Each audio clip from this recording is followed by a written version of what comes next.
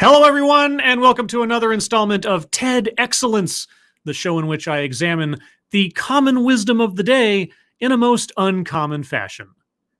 And I come to you live from my Corona bunker on the moon with Dogcat Fox, a Pepperjack, and all of you. Hello, everyone, again. Hello, welcome to Thursday, Titillating Thursday. I don't know why I keep doing this day thing and special word attached to it. It's just one of those things I do now. So here we are once again, even though this was supposed to be yesterday's show. Work interceded. But hey, just means that you were all just, I don't know, wrapped with anticipation. And so now you have it today. So before I begin, I would like to say hello to all of you who have decided to join me today for our latest examination of current cultural thinking.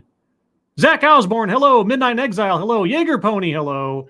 Black Belt for Christ, hello. Keeverdam, hello. Asian Hippie, hello. Midday Sin, hello. Zimgoa, hello. Samanul Nation, hello. Dark Alile, hello. Thrashy, hello. And before the stream, Point Curation, thank you. Engaging in cancel culture is RRU in action. RRU. I don't know what that means off the top of my head. You'll have to remind me. And then the chat jumped, because of course it did. Prosaic Dreams in Blue, hello. Brian Wilson, hello. I didn't know the Beach Boys were here. That one Servant of Satania, hello. Insulted 25, hello. Chicago Mike, hello. Functional, hello. Jim Beam, hello. You're Ridiculous Lunatic, hello. Mr. Joestar, hello. Roger Reynolds, hello. The Gayest Person on YouTube, hello. Eric Grunstadter, hello. Adam Mangold, hello. Keenan, hello. Joys of Sorrow, hello. Shio Gorath, hello. Atheist Icon, hello. John Smith, hello. Uzi Q, hello. Pink Hollow, the Driving Ape Man, thank you so much for the on-set director's chair. I suppose I am, after a fashion. Crimson Tiger, hello. Molly Mags 53, hello. Death Glock, hello. Robert Lapine, hello. Faithless, hello. Emerald, hello. Sargent, hello. Kyler, hello. Ginger Snap, hello. Check Your Logic, hello. Cyan Wizard, hello. Advocatus Diaboli, hello. Hello, everyone. All right, so be sure to have your bingo cards ready. Link is in the description. And for those of you listening in the future, you may want to pause, not right now, but in a moment, because there is a video linked in the description as well that has to do with our speaker.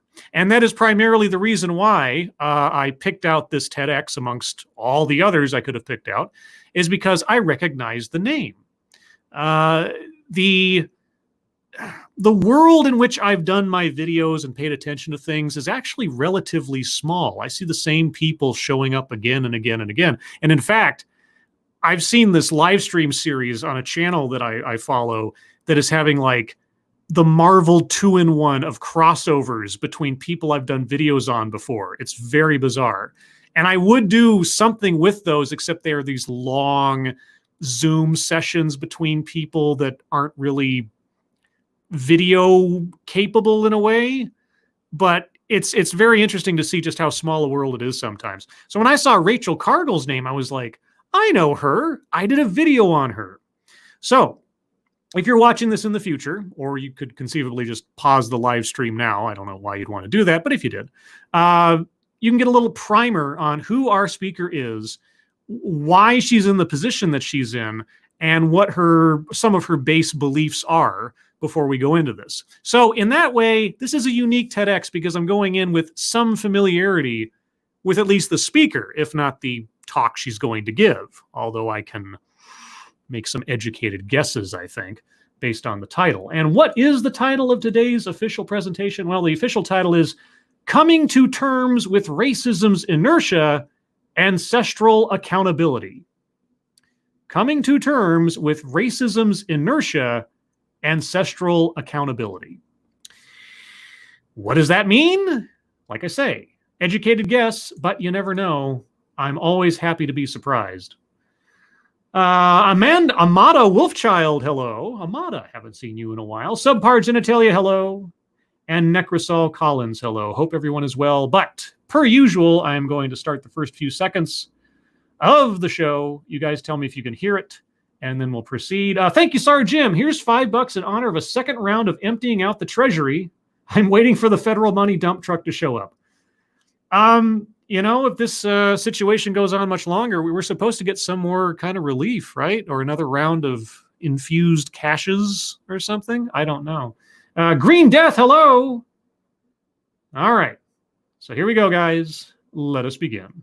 Oh, thank you, Ginger Snap. Fun fact I learned today, Dr. Pepper has more caffeine than Mountain Dew. Hey, you just remind me.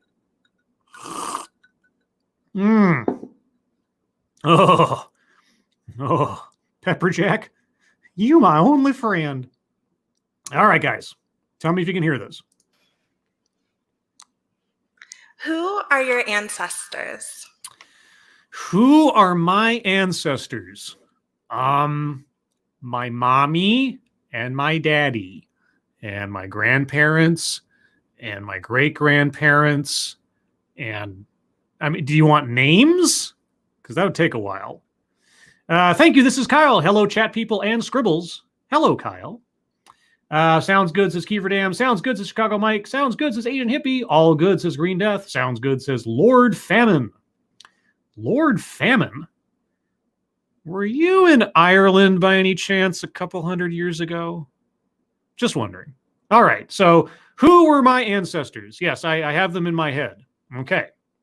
Well, let's see. In the broad strokes, let's see. My father's from Wisconsin, and my mother's from all over because she was a military brat, let's say, because her father was in the Air Force and he fought in World War II. My father's father was a merchant marine during World War II. My father served in Vietnam.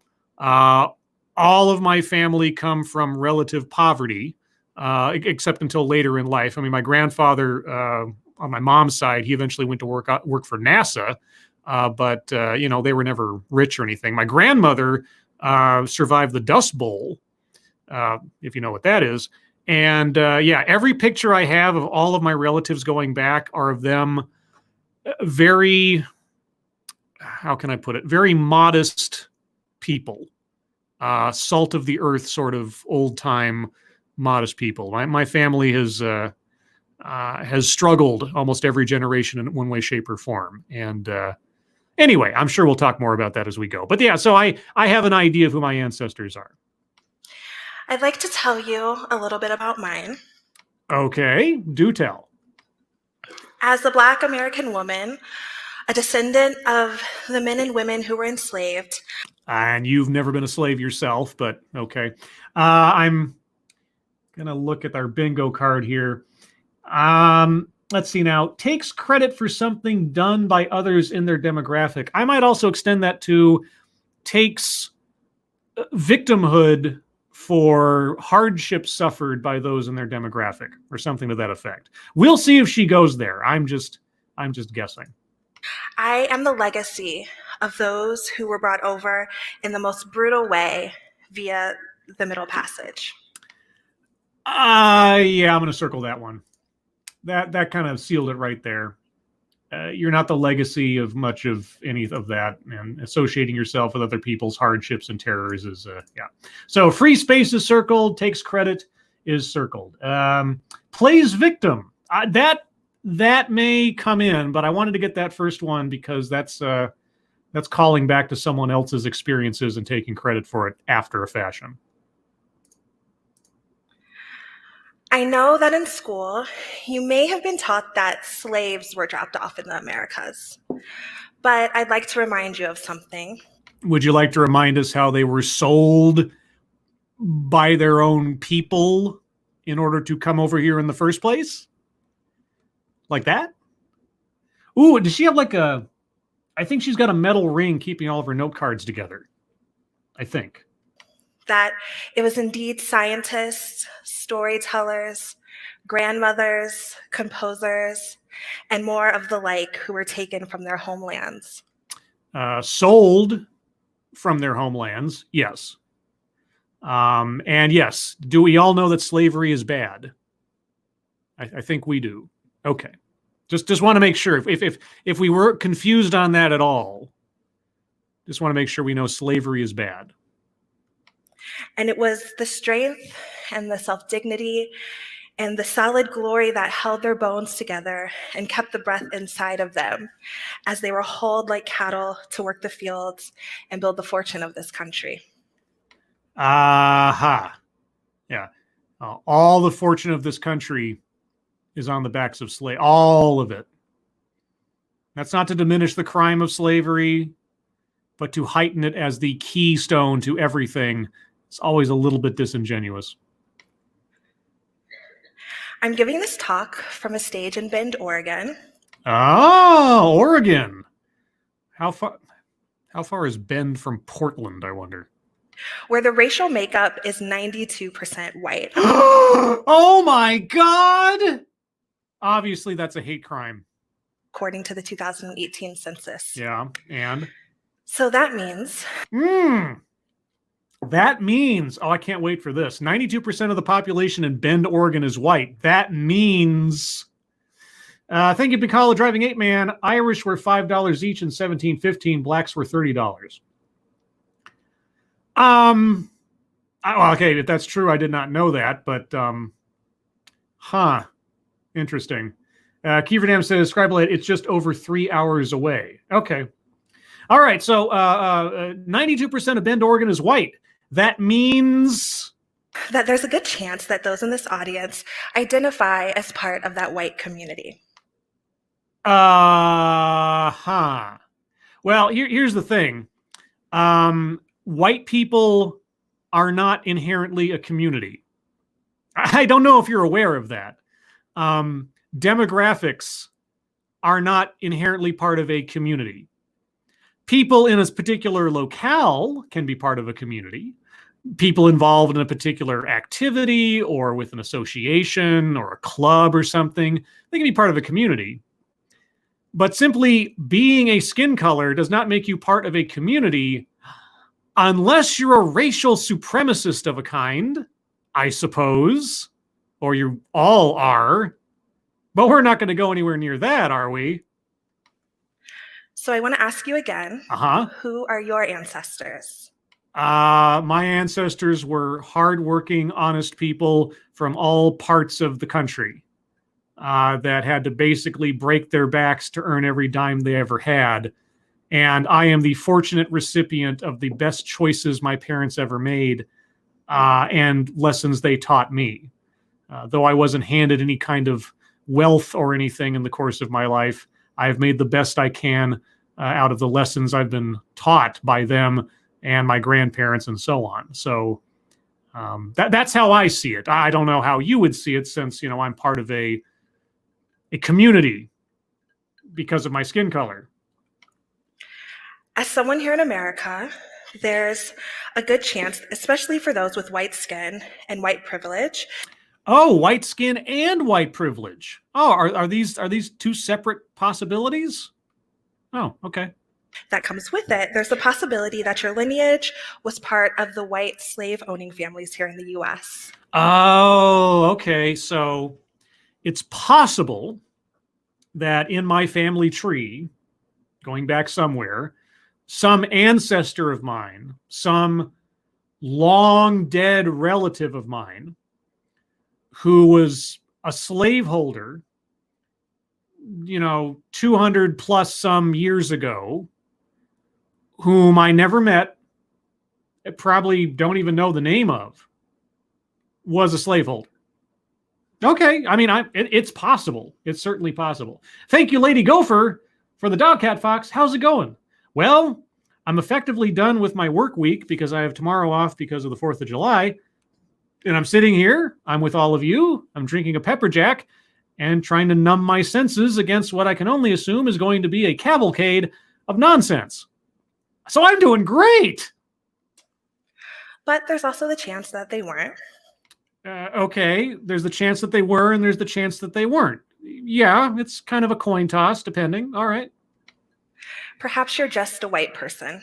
Perhaps I am just a normal, boring, non-legacy slave-holding family white person. I guess it's possible.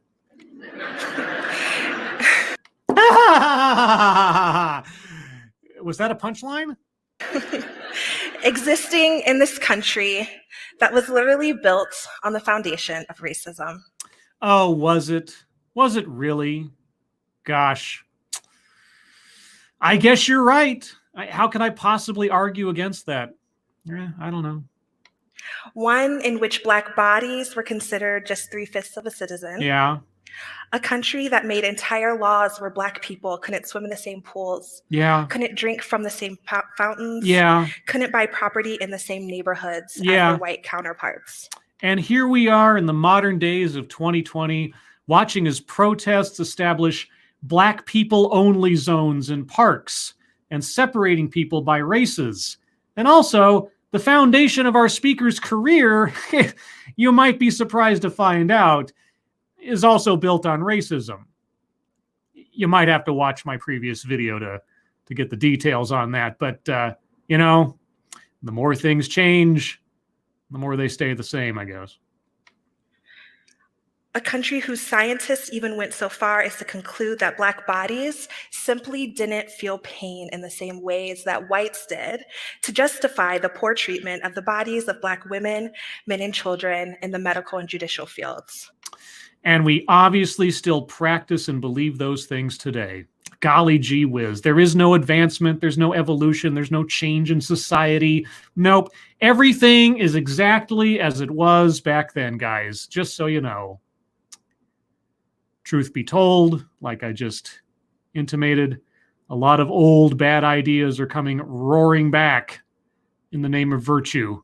So she might not be wrong in a way. I highly encourage you to Google Dr. Sims. Dr. Sims. Why? Just leaving it up to us?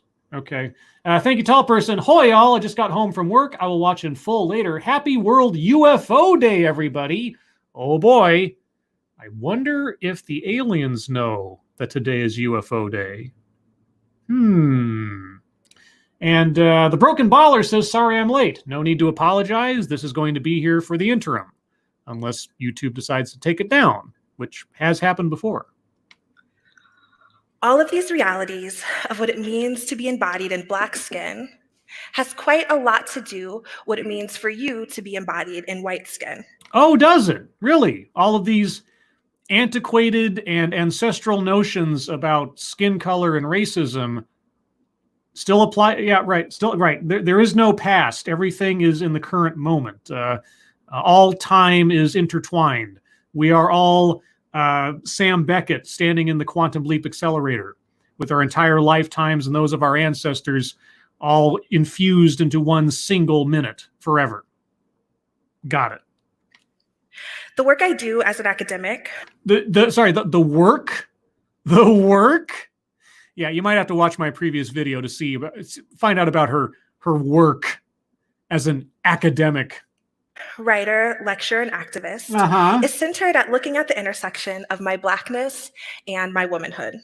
Yes, it is. It really is centered on looking at the intersection of your skin color and gender.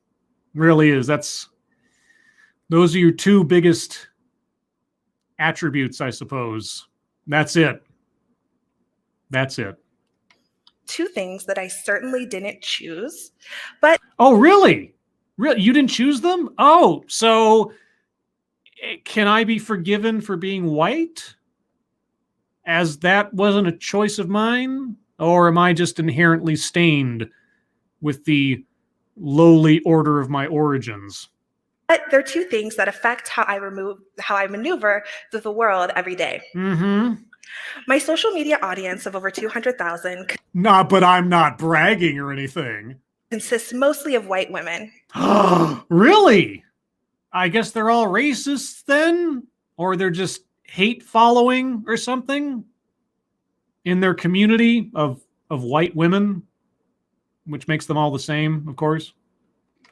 Who I bring into conversation about their role in white supremacy. Oh, you bring them into conversation about their role in white supremacy. Oh, you're there to educate them on the inherent evils of their skin color. Ah, all right. Sounds good. It's been a continuous conversation for some time now. Well, if it wasn't, you wouldn't have a career or a Patreon, would you? Exploring the pill that white women have to swallow. Oh, what pill is that? That they indeed hold a position as both part of the oppressed as far as their gender. Oh, okay. So white women are oppressed because of their gender. Okay. But also part of the oppressor as part of their race. So they're both oppressed and oppressor at the same time. So they're both victim and villain at the same time. Golly, that's what a horrible fate to condemn somebody to. I often get messages of angst from my white audience. They say to me, but I didn't own slaves. Why do I have to be held accountable for the complications of race today? Why do I have to be held accountable for the complications of race today when referencing laws and individuals that are long gone in antiquity, relatively speaking, to American history? That's an interesting way of phrasing that. It's almost like you're sort of skipping the part where they have absolutely nothing to do with the actions of long dead people or something. I hear this question, and what I do is try to hold up a mirror that can reflect both of our positions in a 21st century aftermath of the horrors of centuries of a slave trade that came before both of us. That is word salad. A slave trade that came before both of us. So both your viewers or your followers have nothing to do with slavery. You yourself have nothing to do with slavery. But somehow these things are intertwined and connected through time-space continuum because reasons. And I'm also going to circle plays victim. If not for what she's already said, the aggregate of what she is likely to say as we go forward, if past is prologue, will lead to that. Feminism, she hasn't gotten there yet. School to prison pipeline, no. Childhood or family anecdote, not specifically, no. Microaggressions, no. Systemic institutional, no. But she did say white supremacy. So white supremacy privilege, got to circle that one. Buzzword, buzz phrase, no. Equity, no. Rape culture, no. Toxic, no. Anecdote that probably never happened, not specifically yet. Leaves out vital context. We'll probably get there. Speaker should not be in the current occupation or position. Well, given that her occupation is effectively race profiteer, she's perfectly suited for her occupation. Marginalized, marginalization. I don't think she said the words yet. Make something about race, sex, etc. for no reason. Well, she's had a reason so far. It may not be a good reason, but it's been a reason. Wage gap, no. Patriarchy, no. Benevolent condescension, not so much yet. A list, she hasn't gotten a list yet. Cultural appropriation, gratuitous pausing for effect. The gratuitous pausing for effect is going to be a hard one on this talk because I don't hold someone accountable for pausing to read their note cards. And I know pausing to read your note cards might look like something that's, relatively like, why aren't they prepared or something? But I can't help but empathize with people having to do public speaking and keep their minds on track. So I don't hold someone to account for having note cards inherently. If they start looking up at the audience and waiting for an expectant ooh, ah, or applause or something, and not looking at their note cards, that might count. But so far, no. All right. Thank you for going through this explanation with me. And I explain, yes, and I wasn't a slave. Oh, okay. Well, I'm glad you admit that. You weren't a slave. You haven't been a slave. And more likely than not, you will never be a slave. So, okay. Glad you're being honest. But daily, I'm existing under the effects of what the white community did to Black people that it brought over here. How? What they did to set up a system in which white skin holds privileges and black skin holds consequences. Really? Well, at the time that I did my video on Rachel Cargle previously, her Patreon account had about 890 Patreons, and the minimum buy-in for her account at that time was $10. It went up from there, of course, but at minimum, you had 890 some odd people paying $10 a month for her to do whatever she does. Now, I'm no mathematics major, but I can do some simple arithmetic, and that's somewhere in the neighborhood of about $8,000, nearly $9,000. And again, that's only assuming that everyone who was signed up only gave $10 a month. I'm not making $8,000 a month. So, and I'm white.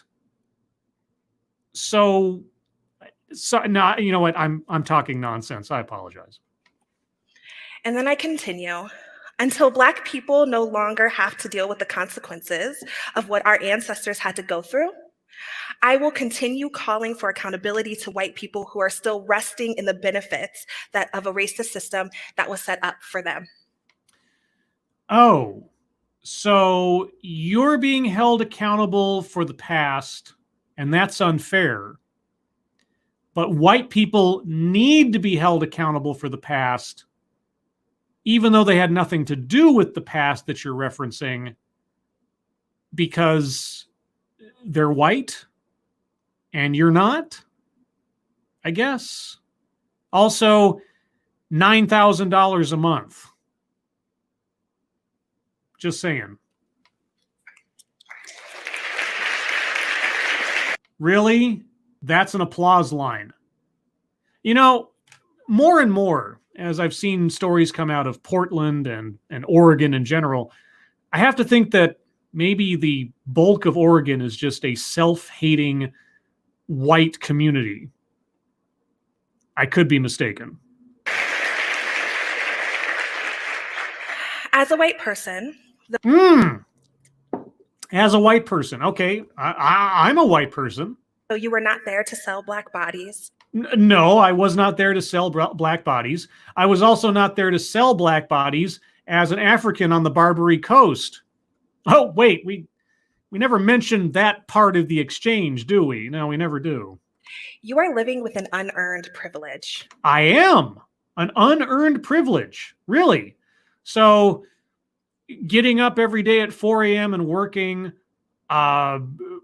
saving my money, my parents having broken, sorry, I get really touchy. And I know, obviously, it's my white fragility. I understand that. But at the same time, looking back at the sacrifices that both my sets of grandparents made in the course of their lives to try to provide as good an upbringing and as safe an upbringing as they could to their children at that time.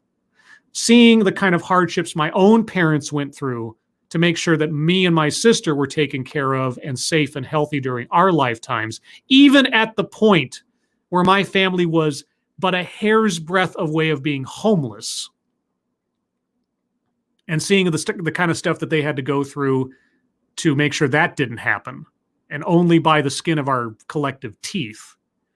And then me, as a result of all of that, trying to make the best choices I can for myself in my life based on the lessons I learned from my parents and my grandparents, that I am a relatively productive member of society and independent for the most part.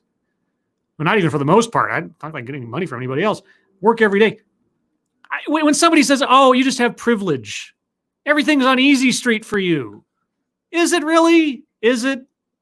Gosh, I'm glad you say so. You must know me very well, stranger. Sorry. Kind of. One that was inherited simply because it was built into this country's fabric. Oh, really? Okay, well, then why did my father have to work? Why did my father become unemployed? Why was my father stolen from? Why was my father routed out of the career he was in? Why was my family put near the edge of homelessness? I mean, we were all white. Why weren't we just being given everything we needed, might I ask? Do tell. I am dying to know how simply having a skin color is supposed to be a safety net. Also, $9,000 a month. And it's still there. Is it really? Thank you, Bacall, the Driving Ape Man. The Irish were sold by the English to the East End. Or sorry, East Indias? Indian? East End. You're talking about like the East End of Britain or something. East India? I don't know. But I can believe it. Here's the thing. Slavery did not care about skin color. Slavery cared about the bottom line. Okay? Slavery is about profit. It doesn't have so much to do with what you look like as to what kind of profit you can bring in. And slavery has existed within cultures that weren't white forever. You think the Native Americans didn't sell slaves from tribe to tribe? You think the African tribes didn't sell slaves from tribe to tribe? I mean, don't get me wrong. I'm not forgiving like slave trade amongst the Irish and the British and so on and so forth, but slavery knows no racial discrimination. Just like most of the sins committed by human beings, the worst of us visits itself upon all of us from time to time. You're still benefiting from it. Am I? How? And unless you are actively part of turning this country into one that is anti-racist. One that is anti-racist. Oh, okay. Actively anti-racist. Well, I don't assess people on the basis of their skin color. I listen to what they have to say, how they treat others, how they treat themselves, etc. Regardless of what they look like. Is that me contributing to an anti-racist country? I don't know. I mean, you tell me. I constantly I'm being told that Martin Luther King's dream speech is somehow now irrelevant or antiquated or racist in and of itself. Then you're comfortably resting on that privilege, whether you're aware of it or not. Oh, so even if I'm not aware of it, I'm guilty. Okay, I think I've time traveled back to Salem. I often get gasps of dissent when I mention the word white supremacy. Oh, wait, shit. I just did it. I wrote a piece for Harper's Bazaar titled White Feminism is White Supremacy in Heels. Yes, you did. Yes, you did. And that's actually referenced in my previous video, which you can find a link to in the description. Yeah, white feminism is white supremacy in heels. And guess what, guys? Feminism! We are one away from a bingo, and we're not just 5 minutes into this. We just need an anecdote that probably never happened, and we're off to the races, guys. Holy cow.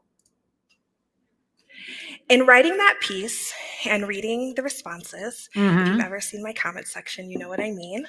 I quickly realized that there was a cognitive dissonance that the white community had separating itself from the roots and the fruits of racism, even though it's still very evident to the Black community.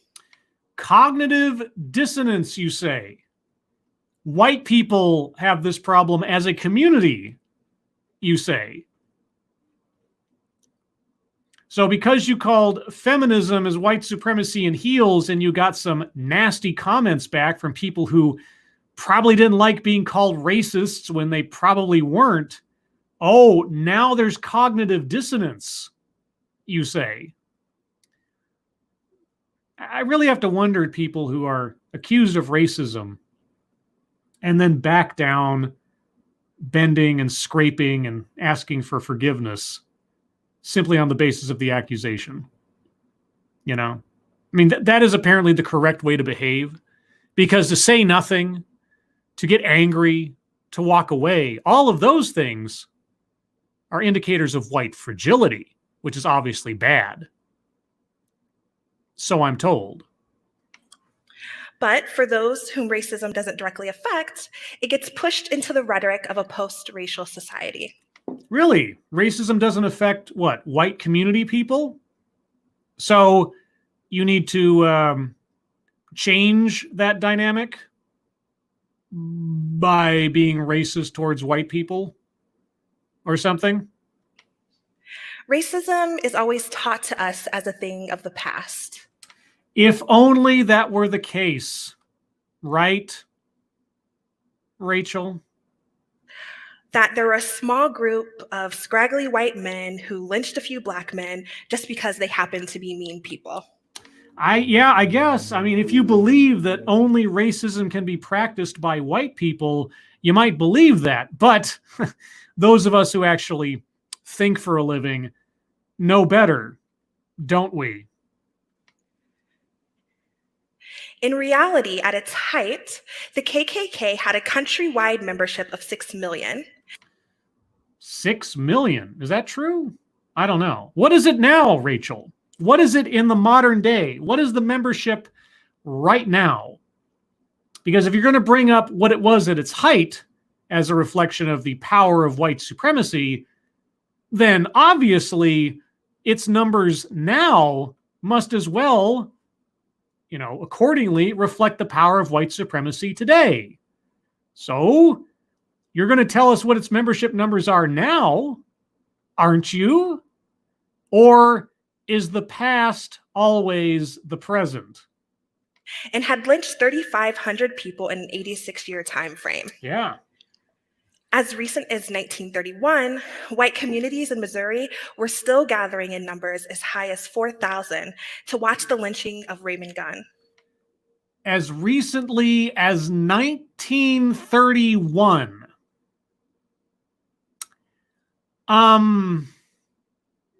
Okay. At least a quarter of those in attendance were women. Yeah. And there were hundreds of children there as well. In 1931. Got it. As terrifying as those historical statistics are. You're going to give us some good news? Maybe? There are also very modern manifestations of that violence and oppression. Like? The harm has shifted from blatant lynching and has oozed into microaggressions. Oh, microaggressions! Blatant lynching and microaggressions, guys. We go from unjustified hangings of people to interpretive insults. And all it took was, what, 90 years or something? Is that all? Golly gee. What's the roster of KKK members now again? I mean, it was 6 million in 1931 or something. What is it now, Rachel? I mean, you are going to compare and contrast the conditions of then versus the conditions of now, just like you did with lynchings and microaggressions. Out and out vigilante murder and hurt feelings. You are going to contrast these other things, aren't you? Legal loopholes and social norms that affect the Black communities, large and small. What legal loopholes? Today, I mean, not 100 years ago, not even 60 years ago, today. Like, what is affecting you right now as far as a legal loophole? I mean, I might sound a little aggressively condescending there, but I am honestly curious to know, what does she consider a legal loophole that is adversely affecting her because of her skin color? I really would like to know. Daily damaging effects to the livelihood and psyche of so many in our community. How is whatever you're talking about adversely affecting your Patreon account? $9,000 a month at minimum. I would like to know. There are white tears. There are white tears. Okay, I thought we all cried the same saline, but okay, there are white tears. The many cases we see across the internet of white women using the police as their personal customer service line to remove Black people from their spaces.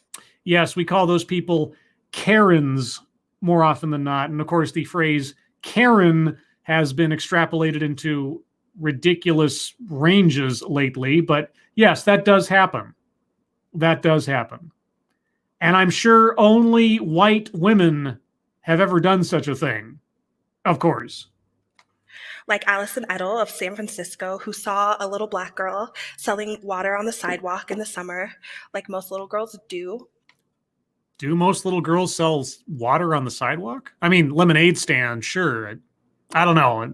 Water stands don't really strike my my memory. Thank you. This is Kyle. I think this lady is about to give me a Sinatra. You know, if I hadn't been pre-prepared knowing our speaker as I do for my past video, I might be more shocked, but I'm not. But I always hold out hope.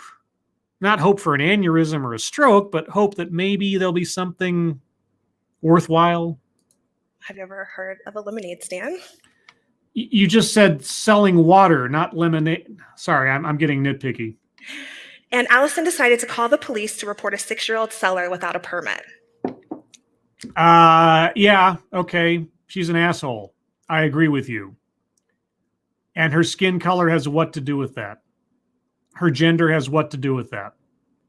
Somebody being an asshole, I don't know if you know this,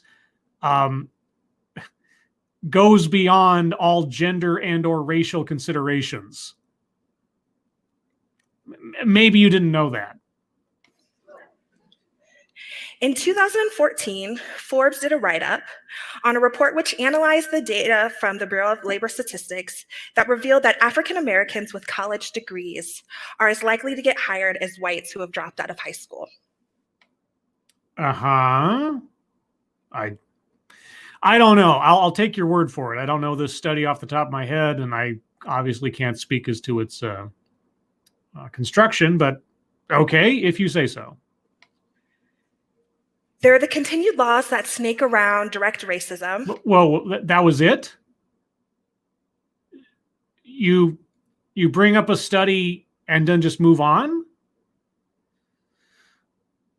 Okay, leaves out vital context. I need some more information. You're just going to say, here's a disparity, therefore racism. God of the gaps theory of statistical analysis. All right, thank you. But still disproportionately put Black communities at risk through loopholes like seen in the 13th Amendment. The 13th... Is she going to explain what she means by that? I'm a little fuzzy right now. It might be the pepper jack. What does the 13th Amendment do to create a loophole in hiring practices?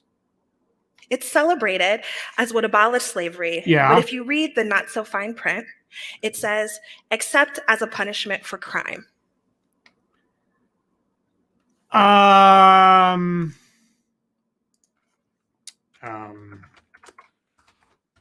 Let's see. Let's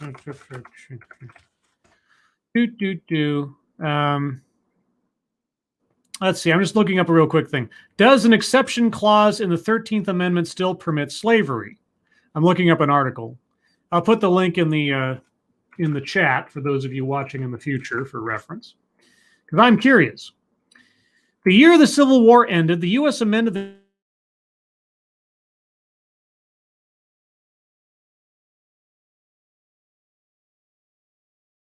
ratified in 1865 says, quote, neither slavery nor involuntary servitude, except as a punishment for crime whereof the party shall have been duly convicted, shall exist within the United States or any place subject to their jurisdiction, unquote.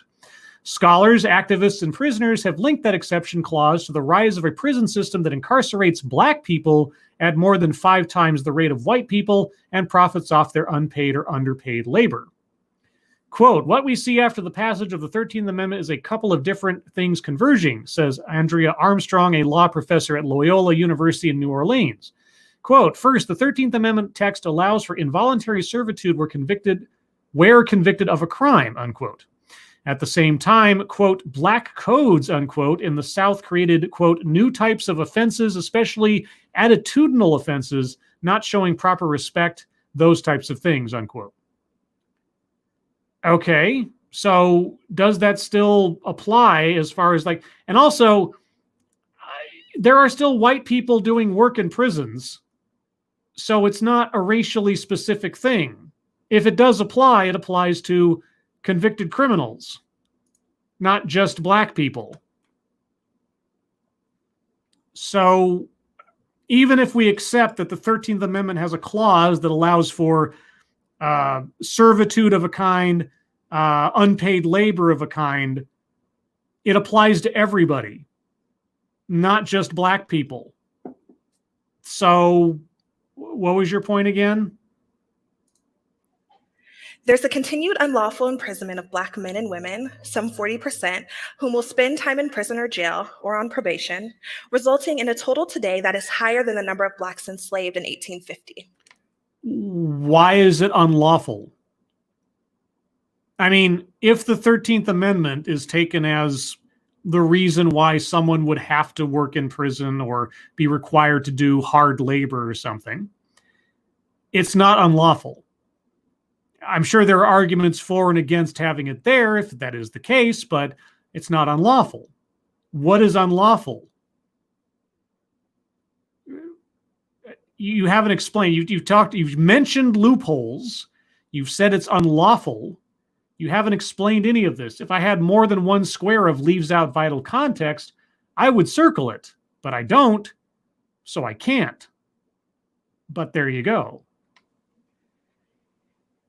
Angela Davis said the words, "It isn't enough to not be racist. You have to be actively anti-racist."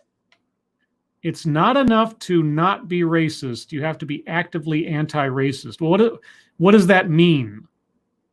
Because I would think, and obviously maybe I'm wrong, that not progressing through the world, assessing people on the basis of their skin color, and conceivably passing on this principle and this virtue to other people in my life, or even my own children, if I had any, that would actively be trying to defeat racist ideology. So what differentiates between simply not being racist and being anti-racist? What that means for those existing with white privilege. Why is it only the realm and responsibility of those with quote unquote white privilege to be anti-racist? Racism is not race specific as an ideology, or does our speaker not understand that, given that she seems to practice it herself? Is that unless you are intentionally aware of and combating the racism going on in your communities, on your campuses, in your homes, then you are part of the continued harm of Black bodies, Black communities, like the small percentage here in Bend. Oh, said under her breath, because obviously the community of Bend, Oregon is inherently racist. Also, are there any other races other than Black people who might be racially stigmatized? Or is it only Black people who are victims of racism? I mean, Asian people aren't victims of racism. Latino people aren't victims of racism. White people aren't victims of racism. Why can't we fight against racism writ large? Why is it just specific demographics you're concerned with or accusing of, might I ask? And Black livelihoods. Black livelihoods. Okay. All right. Showing up often means not standing for racism anytime, anywhere. Oh, okay. Well, that's kind of what I'm doing right now. I'm not really a big fan of racists. And so occasionally I do videos about them to point out their racism, when I'm sure they would say that they're not. When anybody actually listening to what they say and doing a simple find and replace words situation in their own minds about the words that they're talking about. Yeah, anyway, I feel like I'm kind of doing that. I'm actively confronting racism. So maybe I am an anti-racist after a fashion, even though I'm white. It's high time that we all be committed to creating environments where racists are the ones who are uncomfortable. Golly, you know, That would be something. You think our speaker is uncomfortable at $9,000 a month?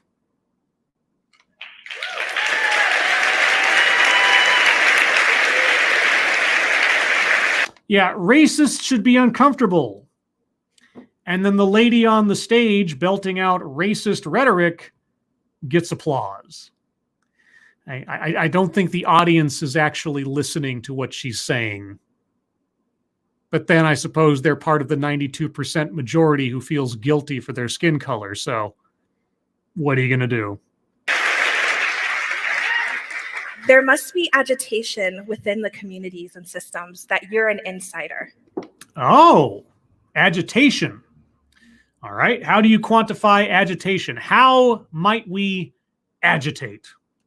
Using your privilege as a white person to influence other white people. Really? Well, isn't that sort of like the unstoppable force meeting the immovable object? I mean, is my privilege simply as a white person somehow more overpowering than the next person who just happens to be white and their privilege? I mean, how exactly does that work? Holding each other accountable. What does that mean? Hold each other accountable for what? Being white? What do you mean? Being anti-racist means engaging your voice to push for change where you live and work. Consider the ways that you vote and show up politically. Okay. Yeah, I'm still confused. What is it that we're holding each other accountable for again? For example, okay, white women were big factors in getting Trump into office. That's true. And our speaker brought that up in the video I did previously, where she said 53% of white women voted for Trump. Which means that if you see a white person walking down the street, you have a coin toss chance of assuming that person is obviously racist for having done so. If they did. But does it really matter if they did? I mean, they're white and they have white privilege and they're contributing to white supremacy, even if they don't know it or not. So you just have one more reason to see them as a villain because of their skin color. That's all. 53% of white women who stepped into the voting booths said we want him as our president. Mm-hmm. And their only motivation in doing so was racism, obviously.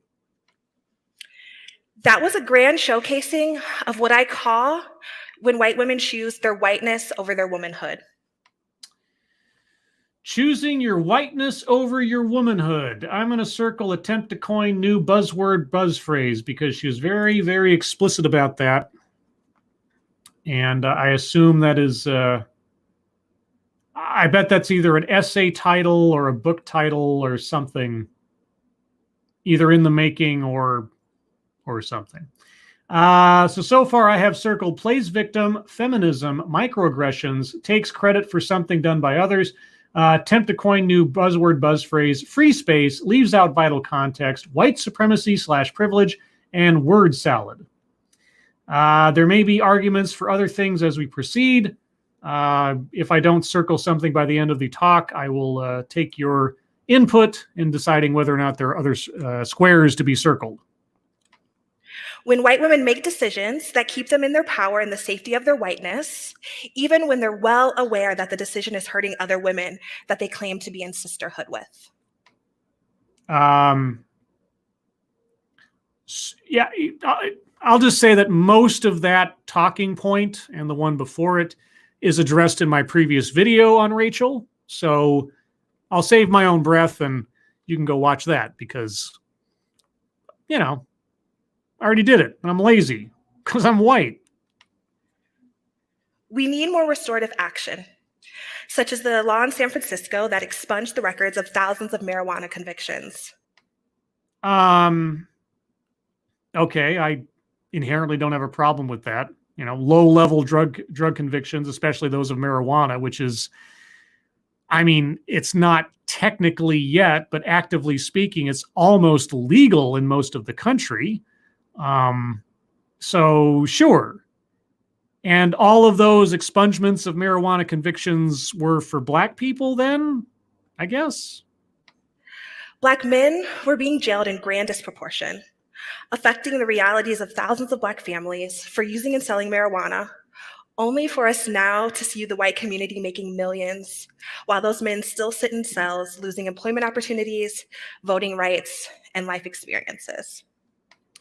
And again, I don't disagree. If you have some kind of low-level marijuana conviction, which doesn't involve any other crimes, and the state in which you're in makes it legal, both recreationally and otherwise, I don't see why you, A, shouldn't be released from prison if that's all you're in jail for, and B, be able to have that expunged. And several states are doing so, as she cited with San Francisco.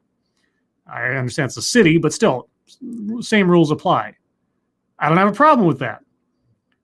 But are marijuana producers and people who make money off of marijuana now in legal states, are they only white? Can only white people run a marijuana business legally in states now? Thank you, Point Curation. We ed dollars for scribe. Or we ed dollars for scribe. Or we erectile dysfunction dollars for scribe? I don't know. I assume Point Curation, if I remember correctly, is Canadian, so maybe he's a little on the wacky weed right now. Oh, Point Curation, I couldn't write weed, LOL. Oh, weed. Oh, I see. It's not we ed, it's we space ed. Oh, ha. Wait, weed dollars. Point Curation, are you a marijuana dealer? Lastly, we need to be more honest about the history of this country. Really? More honest about the history? Okay, well, dose me with some honesty. On an individual level, you need to read and understand the true experiences and the voices of the Black community. Why? What if I don't want to? What if I don't assume that reading the words of one Black person thus equates to knowing the mind and the words of all Black people? What if I take each person on their own merits and not consider their race as some kind of, grand equalizer for all people of such skin color that I see? What if I do that? I mean, tell me, what is wrong with that? Because when we rid ourselves of the whitewashed histories, we can be honest about how far we've yet to come. Right, because anything involving white people is obviously a lie, I guess, which isn't even approaching some kind of racist sentiment, I guess. And how much work needs to truly be done. Oh, yeah. For example, the feminist movement often retells its story as an effort of benefiting all women, despite pervasive racism. Well, I mean, if we're talking about first and second wave, working to change the laws that affect women writ large, or to change laws that effectively make gender and or sex, depending on how you look at it, irrelevant when it comes to discriminating in the workplace or with medical care and so on and so forth. Yeah, it does affect all women legally. If there's a law that says thou shalt not blah, blah, blah because women, it affects all women regardless of their race, etc. I really hope she's not going to say that women inherently are mistreated in the law as compared to men, especially these days when I see that teachers who are female who have sex with their students versus male teachers who rape their students end up getting either no time or very little time for their crimes as compared to men who get years. Not to say that rapists should not get years worth of time, but we're not talking about equality in treatment there, or in paternity or parental responsibility situations, or in the draft, and on and on and on. Anyway, sorry, I digress. Crusader for women's suffrage and founder of the League of Women Voters, Carrie Chapman Catt notably once said, "White supremacy will be strengthened, not weakened, if you give us the right to vote." Wow. Well, if that wasn't ever a self-indictment. So women being given the right to vote, which they were, has strengthened white supremacy. So is our speaker arguing for women being having their right to vote removed? Is that it? We saw that that's still going on today. Is it? So women should not be allowed to vote because women being allowed to vote strengthens white supremacy? Is that what she's arguing for? This is a new one. She never said anything like this in the original video I did on her. Is it the pepper jack talking, or is that the only way to interpret bringing up that particular quotation? That she's arguing that women should be restricted from voting. Chat, please help me. To remember history accurately and to retell it, the feminist movement today cannot gloss over its racist history, but it must instead name and deal with its foundational racism.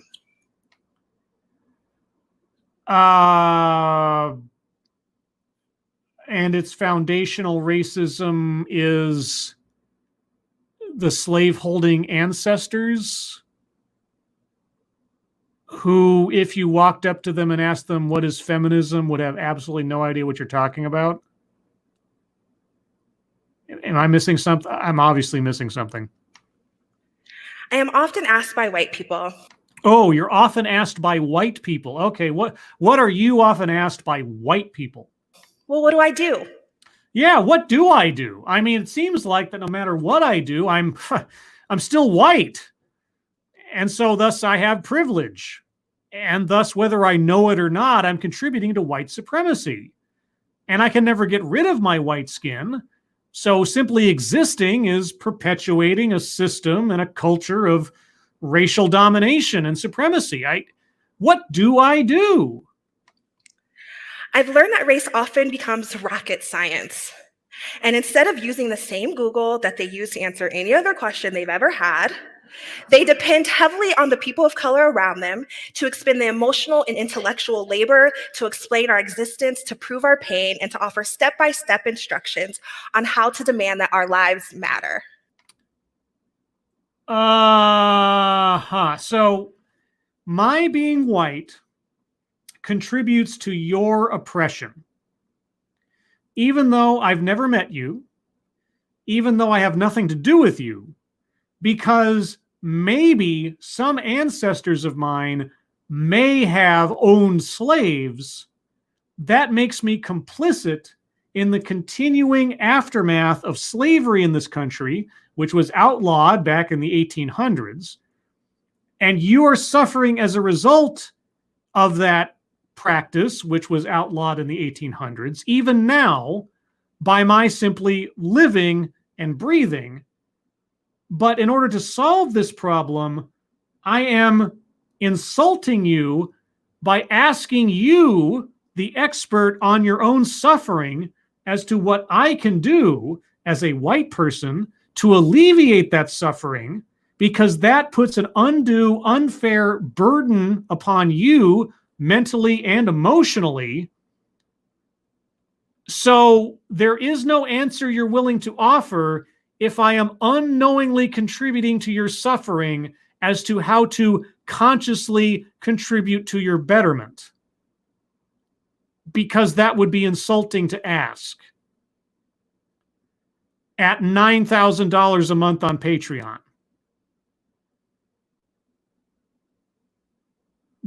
Got it. Was that an applause line? I guess in Bend, Oregon, that's an applause line. I've come up with my own personal equation for what it really means to be an ally. Oh, okay, okay. All right. So even though it is insulting to ask you to know what I can do to change things and to help, you're now going to give us your equation for being an ally. Gosh, I don't know. Do you really want to expend that amount of emotional labor to speak these next words? Because I understand it is a strain. All right, well, I'm not going to stop you, because if I tried, obviously I'd be a racist. Knowledge plus empathy plus action. If you won't tell me what I want to know to help, how can I have knowledge? If you won't explain to me what it is that's going on, how can I empathize? And if I don't have either of those two things, how can I possibly know how to act in response? Sorry, I'm asking too many questions. It's these three things that you must bring together in order to truly show up in solidarity. Okay. Taking out any part of that equation lends to either the ego or to performance. What does that even mean? Both of those, there is no room for. What is that? Taking out any one of the three leads to ego and performance? You mean like performance as in I'm acting, I'm being disingenuous, like that kind of performance? When lives are on the line. Whose life is on the, how is your life on the line? Who is threatening your life? How is your life on the line at $9,000 a month? And then, of course, action. Yeah, what action can I take in the absence of knowledge or wisdom, which I can't gain without information, which you're not willing to give because it's emotional labor? Showing up day in and day out, deciding not to settle in the safety of just being not racist. The safety of just being not racist.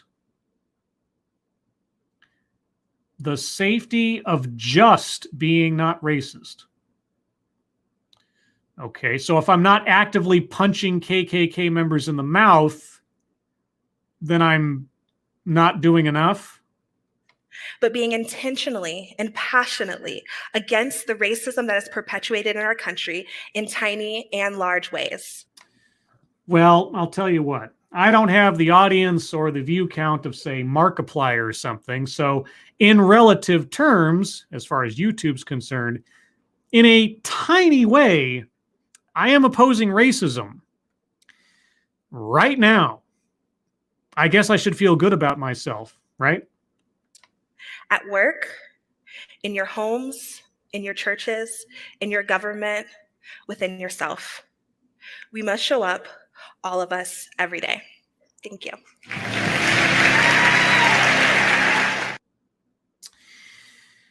Right. Okay. Well, I mean, I showed up to this TEDXcellence.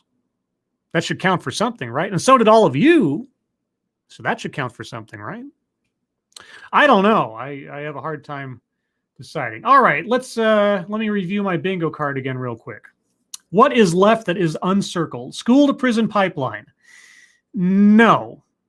She brought up the incarceration and such, but I'm not willing to go there, or at least not by myself. A childhood or family anecdote. I don't believe she ever brought up herself or her family in anything she was talking about. I mean, as far as childhood or her family. So, no, wait, you know what? I take it back. No, she talked about her ancestors. I'm sorry. She talked about her ancestors at the top of the whole thing. So, yeah, that's a family anecdote. Okay. Systemic institutional. She never said the words, as far as I know. Am I wrong, guys? Again, I'm being a little specific here. Did she ever bring up the words systemic or institutional? I don't think she did. Equity, I don't believe so. Rape culture, no. Toxic, no. Anecdote that probably never happened. She didn't bring up many anecdotes. She listed off a bunch of studies and statistics that, I mean, those studies and statistics may indeed exist, so I can't say that they probably never happened. We already went over speaker should not be in the current occupation. Her occupation is doing this. Her occupation is touring around and giving talks on this same subject matter. So as far as that's concerned, she's doing exactly what she should be doing for her occupation. Marginalized, marginalization. She never said the words, as far as I know. Make something about race, sex, etc. for no reason. For no reason? I need an argument on that one. I can't think of a situation where she brought it up for no reason. I mean, it had a reason in the context of her talk, but wasn't brought up like for no reason. Wage gap, no. Patriarchy, no. Benevolent condescension. I didn't get anything that really spoke to that. She never did a list of anything. Cultural appropriation, no. And gratuitous pausing for effect. I didn't see any gratuitous pausing for effect. There was pausing to look down at her cards. I didn't see for effect. But now I'll go to chat. So guys, if you have any arguments for, against, or otherwise of the selections already made, please put them in the chat now. And I'll just spend a couple of minutes on this. Before I go on to the bonus content of this stream, let's see. Advocates Diaboli, she did at the end. That was close to an anecdote that didn't happen. Which one? What anecdote? Tell me, Advocatus. You have to spell it out for me. I'm a little fuzzy right now. Uziku says victimhood. Yes, we've already circled plays victim and also takes credit or takes victim points from. I'm going to extend that for this instance. Let's see. Kieverdam, she said white women / feminism and white. Yes, we already circled white supremacy and feminism. So yeah, let me list off the ones that I've circled just for your reference. Plays victim, feminism, childhood or family anecdote, microaggressions, takes credit, attempt to coin new buzzword, free space, leaves out vital context, white supremacy / privilege, and word salad. Those are all the ones that I've circled. So I'm taking arguments for the other ones. Assassin the Grey, Scribelight, I will happily end her suffering by buying her a plane ticket to the foreign country of her choice. Well, let's see. That one is served as a stand. Scribelight, I think microaggressions itself is a bit of a benevolent condescension because it is implying black people are so fragile and insecure they get offended by inoffensive things.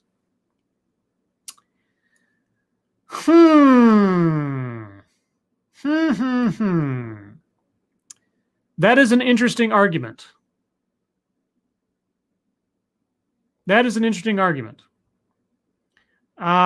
Chat, and again, be as brutally objective as you can. Do you think Satania's argument there applies? I mean, after a fashion, I might have to combine those two squares together because if one inherently leads to the other, then why have two squares?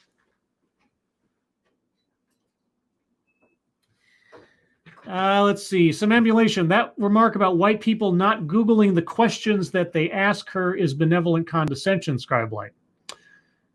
Oh, okay. You know what? If not Satania's argument, I'll give it to some ambulation. She's, she is condescending in a helpful way towards white people. Okay, so benevolent condescension. I've circled that one. Let's see. Did Advocatus get back to me on his argument? Okay, yeah, the only one left. If there's an anecdote that probably never happened, that's the only way. Well, the school to prison pipeline never came up, so we got no play there. So if you guys have some good argument for anecdote that probably never happened, put them in the chat now. If you don't, I think we're just going to have to say we missed a bingo by a square. Advocatus Diaboli, Scribelight, her story about white women constantly walking up to her and asking her how to help. Well, it wasn't walking up to her. I think it was like sending her messages or whatever. White people always ask me. Now, see, here's the thing. And it's the only reason I have some pushback in my mind. The kind of white people who would subscribe to her Patreon or follow her or so on. I'm sure there are some self-hating, self-wretched white people in that number who actually do ask how they can help. I don't disbelieve that. If I've learned anything from watching TEDx, I have seen lots and lots of white people. Not even just TEDx, but a lot of the videos that I've done, if you look back at my library, there are lots of self-hating white people out there who will defer to any wisdom/knowledge provided them by someone who's not white, because obviously their skin color imparts upon them some kind of, I don't know, supreme wisdom above everybody else. So I don't disbelieve that a lot of white people have asked her for her advice. That's the wall I'm hitting up against on that one, being the argument for an anecdote that never happened, guys. I mean, I have to be, if I'm not honest with the reality of the world we're living in, then the bingo card really has no meaning. Boy, that sounded a lot more deep and introspective than I meant it to. The bingo card must be kept sane. It must be kept pure, guys. Let's see. Midnight Exile, don't fall into the trap of thinking they hate themselves. I don't think it's a trap to say that there are a large number of people out there who have internalized the accusations of inherent wretchedness and villainy based on their skin color that they're being told is the truth, white privilege and so on. I don't think that's unreasonable of me. So, couple more arguments, and then we're going to move on, guys. Satania says, Scribelight, I don't think that white women often ask her. I think it's just her 3 white liberal self-hating friends, but often it's pretty subjective, so I don't know. Yeah, it's subjective. And again, given given the size of her online audience, and given likely the number of white people on there for either virtue points or otherwise, or who honestly believe in their own flaw, I can't say with any definition that she's making that up. So, yeah. And subpart Jenna says, describe light, I concede. Look at all the white people who kneeled, etc. Yeah. So I think, guys, given everything that we've heard, we are just shy of a bingo for this session.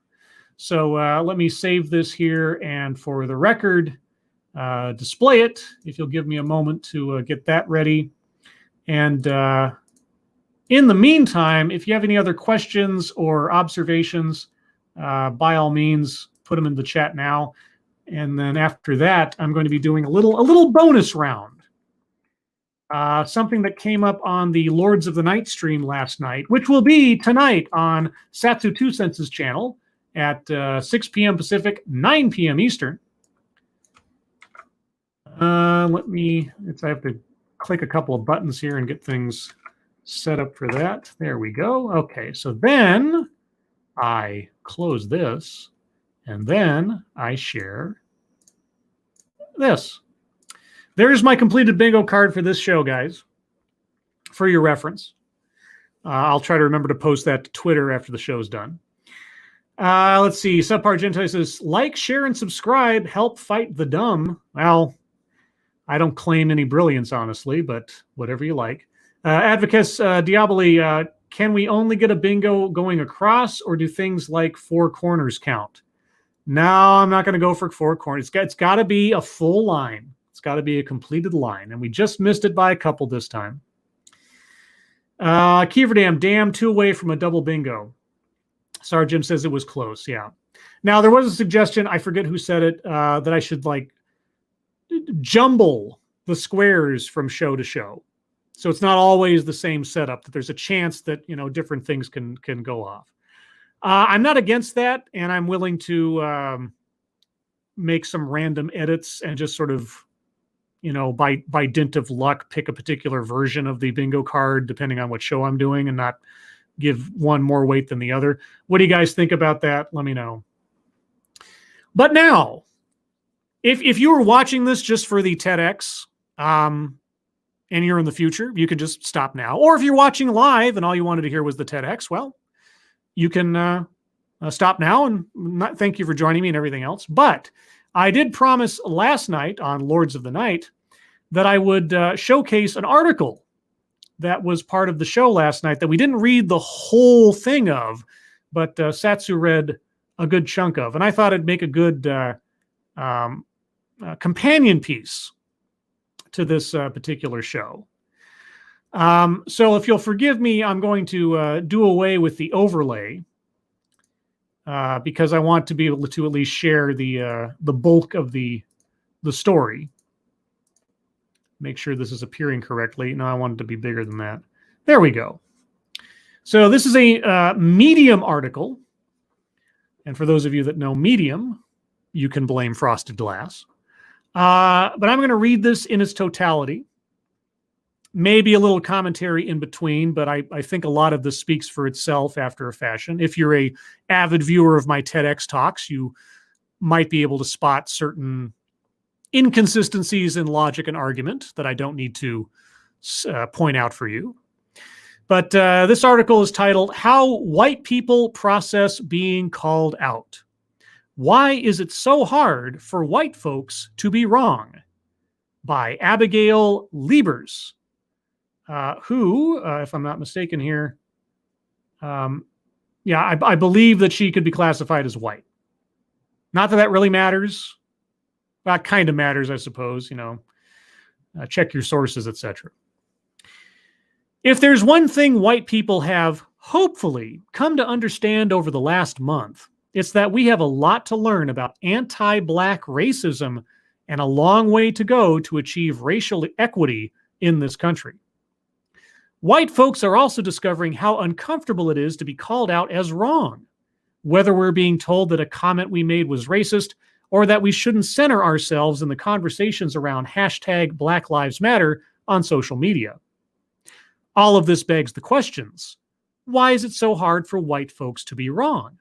And how can we learn to be receptive to ideas that are new, to us at least?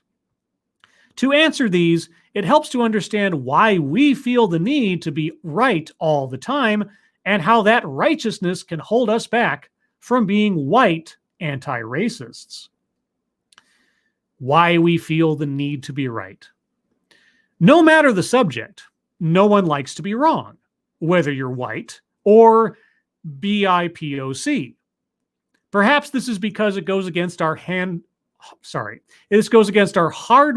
as humans.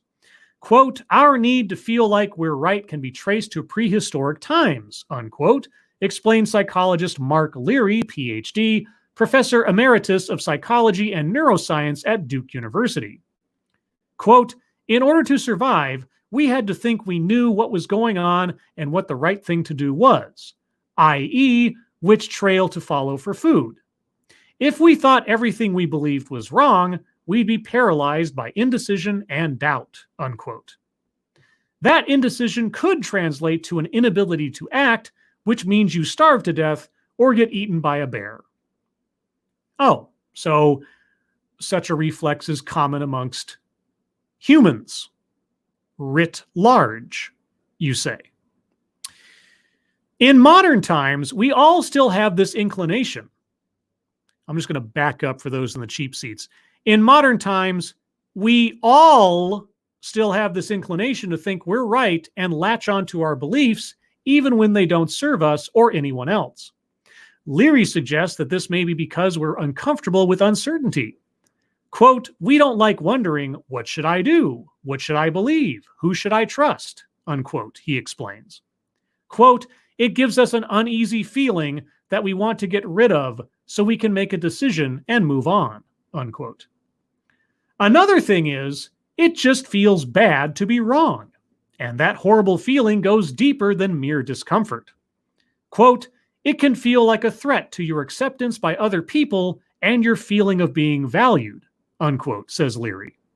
Quote, there's this implied criticism, which has implied rejection associated with it. And if you think about the importance of social acceptance, getting an indication that someone thinks you're wrong can be very socially threatening. You feel rejected and devalued, unquote. This is especially true for white people when it comes to conversations about race. Part of the reason is that we've been taught to think of racism as, quote, individual acts of meanness, unquote, rather than an invisible system that confers dominance to one group, as the scholar Peggy McIntosh, PhD, wrote in her well-known paper, White Privilege, Unpacking the Invisible Knapsack. That invisible system is white supremacy, the ideology that white people are superior to other racial groups and should, therefore, be dominant over those groups, which is baked into every system and institution in this country. So if someone calls you out for saying or doing something racist, they're not calling you a bad person. They're saying your words or actions are racist because they uphold the system of white supremacy. Thinking about racism on an individual level versus a systemic level is a huge pitfall for white people who want to do anti-racist work, says Paul Cavell, a social justice educator and activist and the author of Uprooting Racism, How White People Can Work for Racial Justice. Quote, it's important not to personalize racism, unquote, he explains. Quote, yes, you have to do the personal work to understand how racism operates, but you also have to work on the larger organizations you're a part of. Changing people's individual opinions is not as important as changing institutions, unquote. How whiteness plays a role. The need to be right, and not just right, but perfect, all the time is a major characteristic of whiteness. Quote, part of white culture is the sense that we should be perfect, and if we're not, we're morally suspect or we're bad people, unquote, says Cavell. Indeed, perfectionism is one of the main characteristics of white supremacy culture, the ideology that the ideas, thoughts, beliefs, and actions of white people are superior to those of BIPOC. It's just one of many harmful traits, experts say. Others include a sense of urgency, defensiveness, paternalism, either-or thinking, fear of open conflict, individualism, right to comfort, and more. Golly, no matter how you act, you're guilty, I guess. According to activist and scholar Tema Okun, who helped develop the framework of white supremacy characteristics with the organization Dismantling Racism Works, perfectionism is especially harmful because your mistakes are seen as personal. They reflect badly on you as a person as opposed to being seen for what they are, simply a mistake. On top of that, there's little to no emphasis on learning from mistakes. The tendency is to focus on what's wrong without offering suggestions for how to do better next time. Golly, describing what's wrong without offering any solutions. I've never encountered that in TEDx talks. When looking at the characteristics of white supremacy culture, it's no wonder that when white people get called out about racism, our reaction tends to be anything from getting defensive to sweeping the issue under the rug to blaming others, especially BIPOC. How to sit with and learn from the discomfort of being called out. First, understand that it's completely natural to think your views of the world are correct. Quote, the average person thinks they're right 68% of the time, unquote, says Leary, citing research from a forthcoming study. Quote, statistically, this can't be true, but it explains why we have so much conflict. People think they're right 2/3 of the time, unquote. The ability to recognize that you may be wrong more often than you think is what social scientists refer to as intellectual humility. Unlike regular humility, which is defined as, quote, freedom from pride or arrogance, unquote, intellectual humility is about knowing the limits of your knowledge. Quote, the intellectually humble person is at least willing to entertain the possibility that they aren't right, unquote, explains Leary. It's about being open to new ideas and willing to look at new sources of evidence. You know, unlike saying, maybe someone's skin color does not inherently determine their character or their way of thinking or their belief system. But we can't entertain that possibility here, can we? For white people, this means re-examining everything you think you know about race and American society. Because obviously all white people think the same about race and American society. That's why we have two different political parties made up mostly of white people, because they all think the same about race and American society. You know. Quote, most of us are woefully uneducated about racism, and almost everything we learned in school was incorrect, unquote, explains Cavell. Quote, there's this false perception that we know history, but in reality, you have to relearn history. You have to learn how racism and white supremacy are foundational to the origins of our country. Not an inherent desire to free ourselves from the tyranny of the British Empire, obviously. How the genocide of indigenous people and the enslavement of Africans are what this country was built on. You can't separate our history from racism and white supremacy, and it's important to see that history continues to impact us today, unquote. Yes, by those who continually bring it up as a cudgel to make people villains for things their possible ancestors did. Intellectual humility is especially helpful when someone calls you out for saying or doing something racist. You mean saying or doing something they say is racist? So how can you be more intellectually humble? Acknowledging the fact that I don't know everything and I could be wrong about something, especially when confronted with, contradicting evidence, that kind of thing. Quote, the first step is recognizing the simple fact that you're overly confident in your views, unquote, says Leary. I'm overly confident simply on the basis of my skin color? Quote, next, if you can accept that you were inadequately or improperly educated, that should make you more intellectually humble because you realize you're basing your judgments on information that's inaccurate or incomplete, unquote. Well, I don't know if I was inadequately or improperly educated unless or until someone put something in front of me that contradicts something I was told. And then I guess the test will be, in the face of contradictory evidence or new information, do I proceed under the apprehension I had previously, or do I change my mind? How can I evaluate the quality of what I've been told unless or until that's challenged by new information? Do I just have to assume I was told wrong inherently? That everything I know is wrong? I mean, admittedly, everything I think I know is up for debate. I'll give you that. Anyway, it also helps to remember that racism isn't about you as an individual. Oh, it isn't? Oh. It's an entire system that confers power and privilege to white people. Great. When can I stop working for a living? When can I just say, I don't need to pay my rent anymore, because I'm white?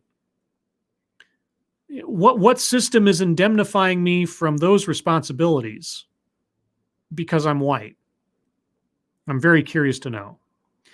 So when someone calls you out for doing or something racist, they're not rejecting you as a person. No, they're just completely vilifying you. I mean, you're still a person, you're just a villain. They're rejecting the white supremacist ideals you've expressed, whether you did so knowingly or unknowingly, according to them. When you feel that prickly rush of adrenaline that indicates you're about to get defensive, Pause and breathe before you react. Quote, you need to be able to say, okay, I'm getting defensive, but I don't need to stay here. This is an opportunity for me to learn and grow, unquote, says Cavell. Quote, you can talk yourself out of being defensive and into being receptive if you can take a big breath and say, okay, that was hard to hear. I'm going to sit with this and really try to take in what's being said, unquote. It takes practice and it will get messy, but it's easier if you remain open and dig for the deeper message behind what's being said. Because as Cavell says, quote, when someone gives us honest feedback, it's a real gift, unquote. Yes, the honest feedback of being accused of being a racially superior individual, someone who judges other people on the basis of their skin color, elevates and or denigrates people on the basis of their skin color. Yeah, it's a real gift, guys. If you're just moving through your day and someone comes up and accuses you of wrongdoing or wrong thinking because they say so, don't defend yourself. Don't argue back. Just sit, be quiet, accept it, internalize it, and admit that you're probably a bad person, whether you know it or not. That's the lesson, guys. That's how we all should behave. Well, I hope you've all enjoyed this educational journey through a TEDx talk and a Medium article. This is the right now common wisdom being promoted and applauded and rebroadcast and unquestioned that we see day after day after day after day, where we have to pay attention to race. We have to assess people on the basis of their skin color. We know the content of their experiences, their thoughts, their lives, simply by looking at them. That is the right way to look at the world, guys. Never mind the civil rights movement. Never mind the simple eloquence of Martin Luther King Jr.'s I Have a Dream speech, where he implored people to assess people on the content of their character and not the color of their skin. Never mind that. We have to think now about how things are done now. And that is the most important lesson of all. Pay attention to the worst parts of history. See them as happening right now. And ignore the better angels of our nature. Because, man, those are so outdated. Everyone, thank you so much for joining me today for this TEDx and bonus content. I hope to do another TEDx tomorrow. Thank you all for your participation, your attendance, and most especially for your generosity. And by generosity, both in your donations and just showing up. You guys are real allies. I want you to know that. No, but seriously, I would not do these things if you guys weren't here. You guys are half the show, just as much here as you are for Lords of the Night, and I really do appreciate you. For all of you Yankees out there, I hope you have a very, very fun and safe 4th of July, however restricted it might be given the current circumstances. For those of you that have tomorrow off, enjoy it. For those of you that don't, I hope your day is smooth, easy, and without too much frustration. Hope to see you all tonight on Satsu 2 Senses channel for Lords of the Night, 6 p.m. Pacific, 9 p.m. Eastern. But other than that, guys, again, thank you for joining me. Hope you all have a good day, and I'll talk to you soon. Bye-bye.